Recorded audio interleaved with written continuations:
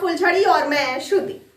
जोड़ियां तो भगवान बनाते हैं, लेकिन कई शादियां ऐसी होती हैं जहां रिश्ते तय नहीं होते और ना ही दुल्हे दुल्हन का मेल देखा जाता है। पिछड़े इलाके में हर साल विवाह के नाम पर दुल्हन की खरीद फरोख्त की जाती है। खरीदार यूपी व हरियाणा सहित अन्य राज्यों का होता है, जो दुल्हा बन दलालों के माध्यम से पैसे के बल पर दुल्हन को ब्याह कर ले जाता है। ऐसे विवाह में बाल विवाह व मानव व्यापार जैसे गैर कानूनी कार्य की बू आती रहती है। ऐसे मामले को लेकर समाज भी संवेदनशील नहीं दिखाई देता है और ना ही पुलिस प्रशासन। ऐसी शादी करवाने वाले यहाँ कई गिरोह सक्रिय हैं। दरअसल देश में काफी गरीबी व अशिक्षा है। गिरोह के सदस्य इसी का फायदा उठाते हैं। वे निहायत ही गरीब अशिक्षित परिवार की बच्चियों को अपना शिकार बनाते हैं। गिरोह के सदस्य कोई बाहर के नहीं होते, बल्कि आसपास के होते हैं, जो लड़की के माँ बाप को कई तरह के प्रलोभन देकर यूपी व हरियाणा के दूल्हे से पैसे ऐंठ कर शादी करवाते हैं। अच्छे घर वर का झांसा देकर बेमेल शादियां करवा देते हैं। लड़की के माता पिता की आर्थिक स्थिति अच्छी ना होने के कारण वे इस शादी के लिए राजी हो जाते हैं। आपको बता दें कि शादी कराने के नाम पर दुल्हनों को बेचने वाले दलालों का नेटवर्क कई राज्यों में फैला हुआ है। इस गिरोह में ट्रक और सवारी गाड़ी चलाने वाले ड्राइवर भी शामिल हैं। जानकारों का कहना है कि दुल्हन की इस खरीद फरोख्त के पीछे असल वजह है राजस्थान और हरियाणा जैसे राज्यों में लड़कियों की कम आबादी। जी हाँ, हरियाणा और राजस्थान में ऐसे कई इलाके हैं जहां दूसरे राज्यों से महिलाओं को लाकर बेचा गया है।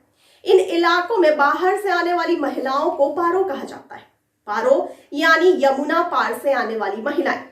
जानकारी के मुताबिक अकेले राजस्थान के मेवात क्षेत्र में 5000 से ज्यादा महिलाएं ऐसी हैं जिन्हें दूसरे राज्यों से लाकर बेचा गया है।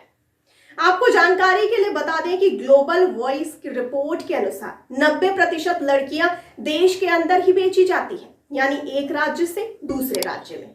देश भर में खरीदी व बेची जाने वाली लड़कियों में 23% लड़कियां पश्चिम बंगाल की होती हैं, 17% बिहार से, 13% असम से, 11% आंध्र प्रदेश से, 8% ओडिशा से और 6% केरल से लड़कियां होती हैं। वहीं दूसरी ओर मध्य प्रदेश से युवतियों को मानव तस्करी यानी ह्यूमन ट्रैफिकिंग के जरिए राजस्थान में लाया जा रहा है। यहाँ पर उन्हें न सिर्फ देह व्यापार के धंधे में उतारा जाता है, बल्कि उनको बेचा तक जाता है।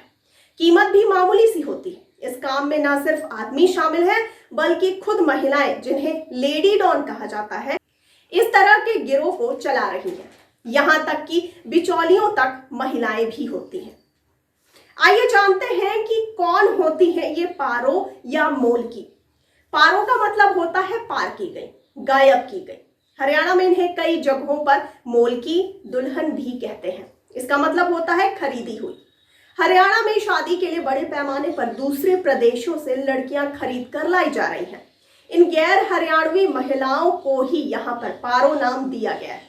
गौरतलब है कि हरियाणा में मोलकी या पारो की प्रथा जोरों पर है।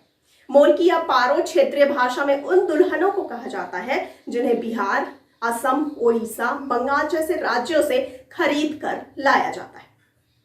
आइए जानते हैं कि कैसे ये समस्या राजनीतिक रूप ले चुकी है। गौरतलब है कि सुनील जागलान द्वारा हरियाणा में 2014 के लोकसभा चुनाव में अविवाहित पुरुष संगठन बनाकर बहू दो वोट लो नामक अभियान शुरू किया था, जिसका मकसद था कि उम्मीदवार समझ पाए कि बिगड़े हुए लिंग अनुपात के कारण यहाँ के अविवाहित युवा विभिन्न कारणों से दूसरे प्रदेशों से बहुएं अपनी जमीन बेचकर ला रहे हैं। यह मुद्दा देशी नहीं विदेशी स्तर पर काफी प्रचलित हुआ था। इसके अलावा जिंद जिले के ही कुंवारे लड़कों ने सन 2014 लोकसभा चुनाव के मद्देनजर रांडा यूनियन अर्थात कुंवारे लड़कों की यूनियन भी बनाई थी। इससे पहले पूर्व कृषि मंत्री ओपी धनखड़ का भी एक बयान इस संबंध में वायरल हुआ था। आपको बता दें कि हरियाणा में कुंवारे राजनीतिक मुद्दा है। हरियाणा के बीजेपी नेता ओम प्रकाश धनखड़ ने 2014 में हरियाणवी लड़कों की शादी को लेकर एक विवादित बयान दिया था। तब वह बीजेपी किसान मोर्चा के राष्ट्रीय अध्यक्ष थे। उन्होंने कहा था कि अगर हरियाणा में बीजेपी की सरकार आती है तो यहाँ के कुंवारे लड़कों की शादी बिहार की लड़कियों से कराएंगे। बिहार में सुशील मोदी मेरा यार है, मैं ढंग से कुंवारों की शादी यहाँ करवाऊंगा। हरियाणा में कोई कुंवारा नहीं रहेगा। आपको बता दें कि कलंक धोने की कोशिश में हरियाणा अभी भी अग्रसर है। जी हाँ, ऐसा नहीं है कि हरियाणा में लड़कियों की संख्या बढ़ाने का काम नहीं हो रहा है। कुछ लोग संकीर्ण मानसिकता बदलने के लिए काम भी कर रहे हैं। बेटियों की भ्रूण हत्या की वजह से ही प्रधानमंत्री नरेंद्र मोदी ने बेटी बचाओ बेटी पढ़ाओ कार्यक्रम की शुरुआत भी 22 जनवरी 2015 को पानीपत यानी हरियाणा से की थी। आइए जानते हैं इसको लेकर के घरेलू कानून क्या है। भारत का संविधान अनुच्छेद 23(1) के तहत तस्करी के सभी रूपों को प्रतिबंधित करता है, जिसमें कहा गया है कि मनुष्यों में यातायात और बेगार यानी SIC और इसी के तहत अन्य प्रकार के जबरन श्रम निषिद्ध है और इस प्रावधान का कोई भी उल्लंघन दंडनीय अपराध होगा।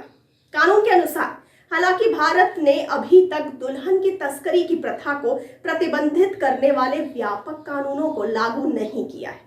अनैतिक व्यापार रोकथाम अधिनियम 1956 में तस्करी के स्पष्ट संदर्भ के बावजूद यह केवल वेश्यालयों और सार्वजनिक स्थानों पर व्यावसायिक यौन गतिविधियों से संबंधित है। तो आपको इस समस्या पर क्या कहना है? अपनी राय और प्रतिक्रिया कमेंट बॉक्स में हमसे जरूर साझा करें। साथ ही साथ हमारे चैनल को लाइक, सब्सक्राइब और शेयर करना बिल्कुल ना भूलिए और मुझे दीजिए इजाजत। धन्यवाद।